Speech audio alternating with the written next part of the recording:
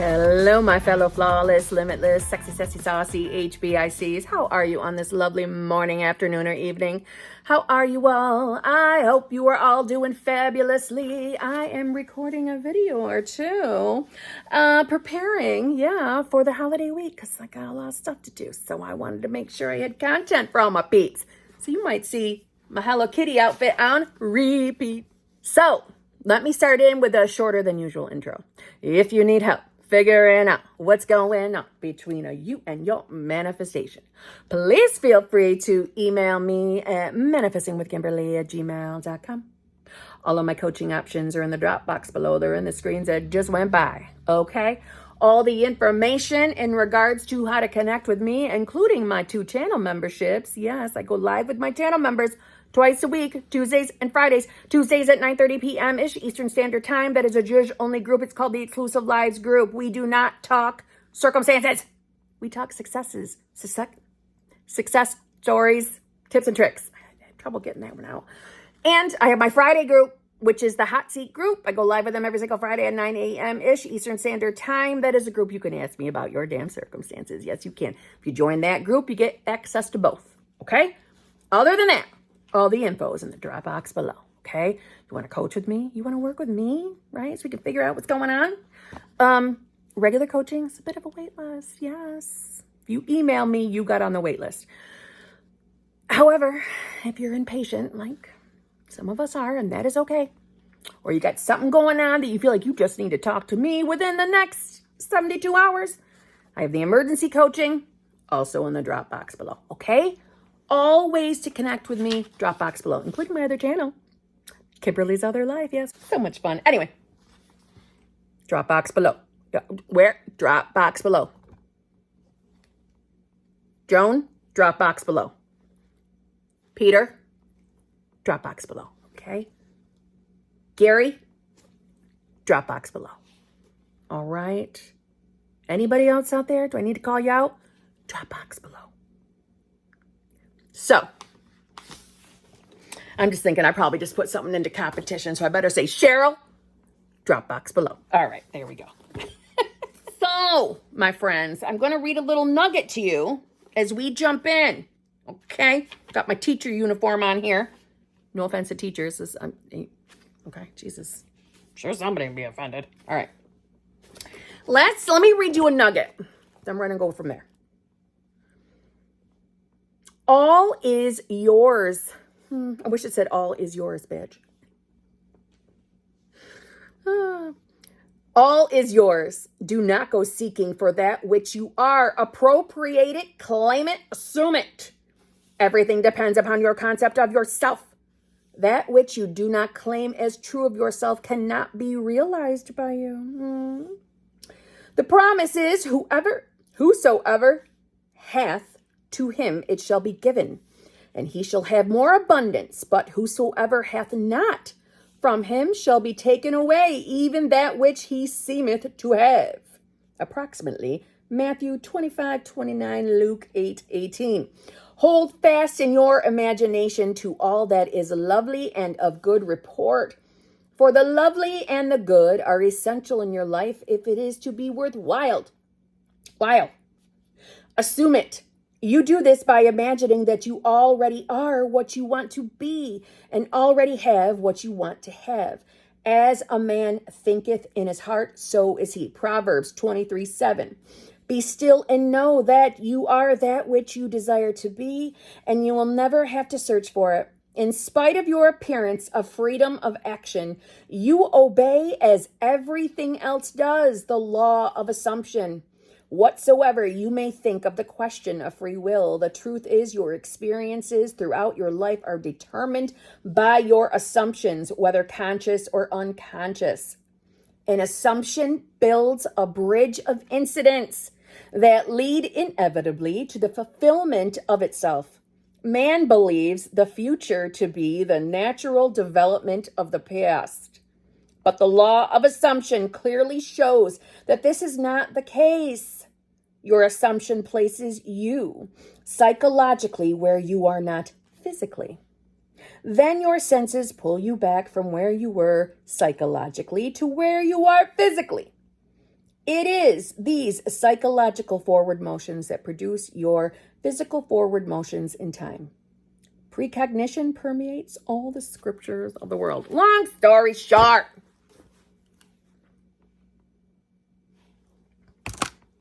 for every single one of you that is concerned about what you're manifesting, whatever it is, love, money, a specific person, health, grades, career, money for the career, sales. I'm trying to think of all the things I can think of that people have asked me about. Anything that you can think of that you're trying to manifest. If you are looking at the history of your own life and using that against yourself to hold yourself in fear that, hey, I've never been successful at having this before. It's never worked out. I've always been let down. So why should I be able to have this now? If you're not already in the awareness of how all of this works, well, then that's a whole other video in itself. But if you are aware how manifestation works, listen, your previous experiences do not have control over your future events. And by future, I'm referring to the bullshit linear time that we all think we're living by, but we're not, because everything is happening now. All timelines exist now. However, I get it. To make it simple, we'll talk about linear time. We'll talk about future events, okay? Your past does not define your future. But some of us use our past against ourselves. Hi. But this is where we gotta take a break from that shit. You have to remember, with manifestation, we are breaking habits. You are breaking the habit of being the you that manifested all that shit. The last thing we want to do is keep staying that self. You are the only person, I was going to say thing, but you are the only thing that can give you what you want. You are. Even if it's a specific person, even if it's $1 million and you don't know anybody in the world who has $1 million, or anybody related to you.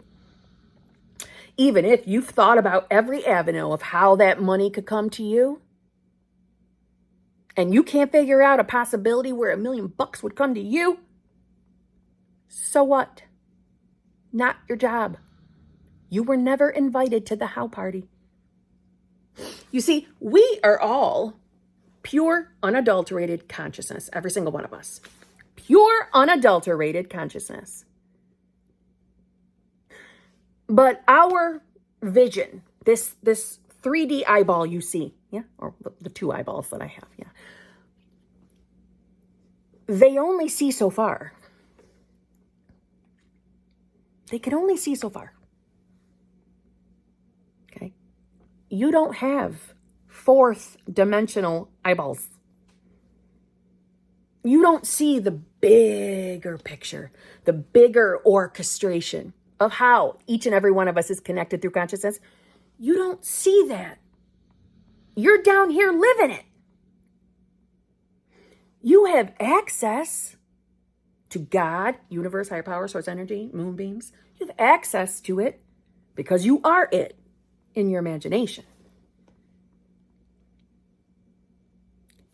But you still don't see the bigger picture of how the little chess pieces in the 3D world can be moved about to bring you your manifestation. Because you're thinking from your limited human reasoning. Your limited human 3D eyeballs. And the only how that you could come up with are basic bitch thoughts of experiences of shit you currently know. Well, guess what? All the things you've experienced, all the things you currently know, is in no comparison to the vast knowledge of the universe, or God, whatever you believe in. So yes, you are God, you are universe, higher power, source energy, moonbeams, just your subconscious mind. Yes, you are that. And your imagination is that. Your consciousness is that. But how you compute information consciously is in the 3D perception.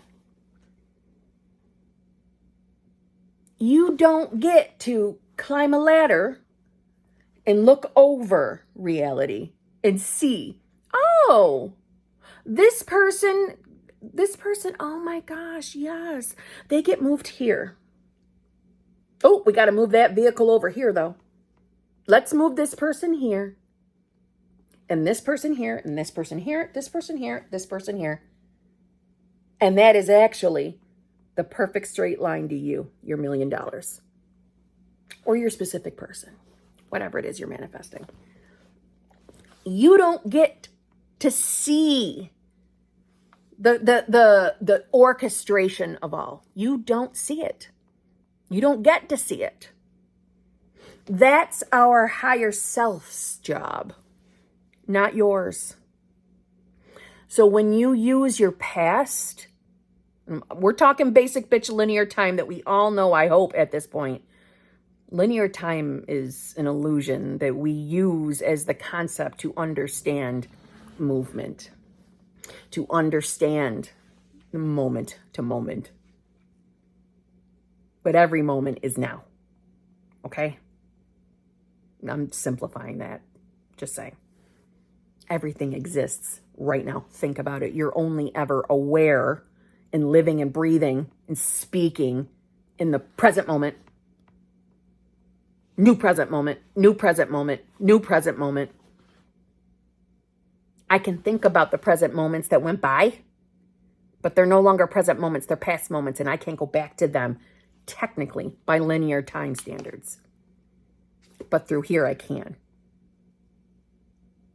Everything outside of the present moment is a memory. Everything is. But memories don't determine what we manifest unless you decide that to be so by hyper-focusing on it. Yeah? Everything is done through our imagination. Again, you will never, ever figure out how something's going to come to you. You never will. So those of you who are beating themselves up, spending time worrying how the hell this is ever going to happen, questioning whether you're a dumbass for allowing yourself to believe in manifestation because of how silly it sounds. And if you were anything like me, very embarrassed of making sure nobody ever figured out what I was doing up here, what I was really thinking, until I got so comfortable with the evidence of my own experiences that I didn't give a rat's ass what anybody thought. Hence how this channel came about. That's what I'm trying to say. If you're using your past experiences against you, you're being a dumbass, and you're choosing to be that limited, boring ass version of yourself who's afraid to change, who's afraid to dream. And by dream, I just mean entertain your imagination and actually start thinking, yeah, I can have that.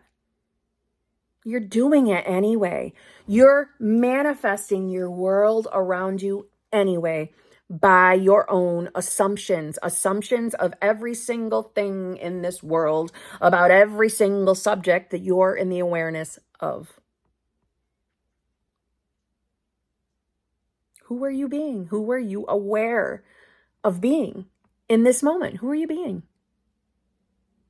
Are you focused on how SP hasn't asked you out yet? Are you?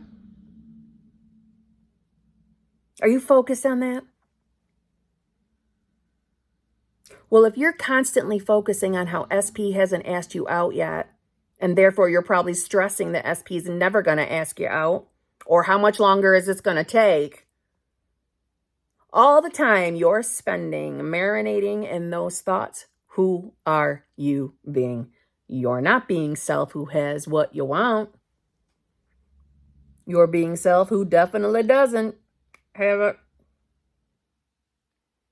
And the purpose of this video is to get you to see you got to put the focus on being the you that has what you want. That's how we do this. That's how we make big changes. We start telling ourselves that we are now that version of ourselves. The version of ourselves living the life that includes the manifestation. So the you that has your specific person, the you that has the money you're manifesting. What would your life look like? What would life feel like? What would it feel like to know you could go and buy whatever you wanted and easily pay off all your bills and actually be debt-free? What would that feel like? Even if you've never experienced it before, even if no one you know is debt-free, what do you think it would feel like? And allow yourself to have fun thinking about it.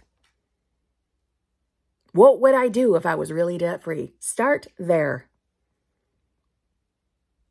The more time you spend immersing yourself in your imagination, the quicker this shit moves. Period. Yes, talking from experience.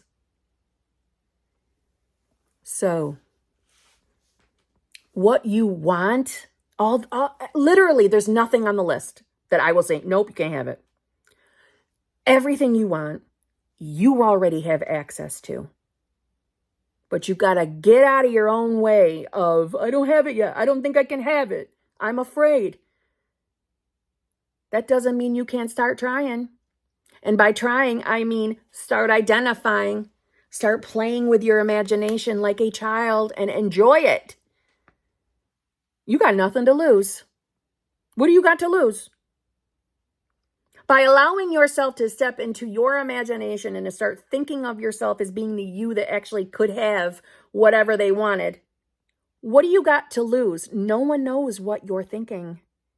No one has to know.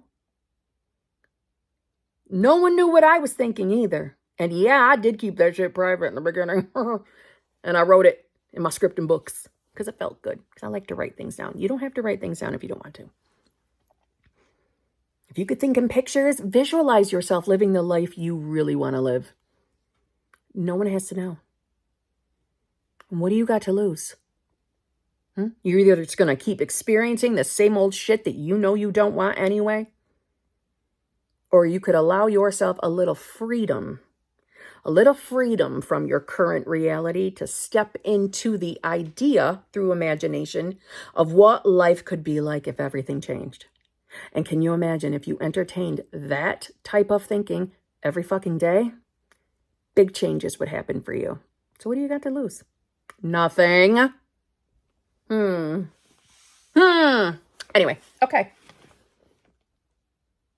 Stop allowing past experiences, no matter what excuse we have to hang on to them. Stop allowing them to control you because they don't have to control you. You have the option of who you are. You have the free will to choose who you want to be. Start making new decisions for yourself. Change your life through the law of assumption. Doesn't that sound so fucking cliche? I know it does, but I mean it from the bottom of my heart. Change your life by simply changing who you believe you are. So on that note, I'll see you tomorrow.